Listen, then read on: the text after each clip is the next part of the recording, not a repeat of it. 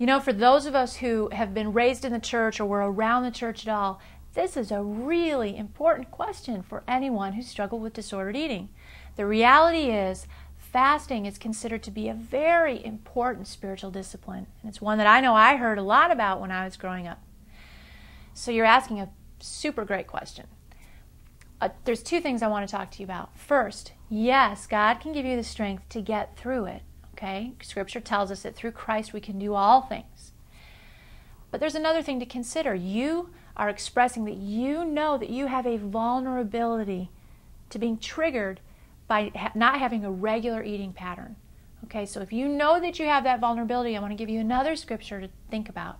And that is 1 Corinthians 6:12, where Paul says, "For me, all things are permissible, but not all things are beneficial."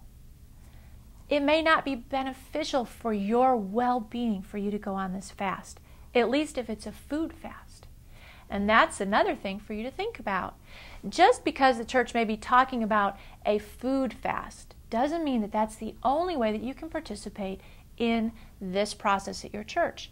There are lots of other things that you can give up for those 2 days, like television, like hanging out with friends, maybe if you're talking on the phone a lot, maybe if you're on the computer a lot, whatever it is that really is valuable to you, besides food, you can give that up and still observe that period of time, and that may be more beneficial for you.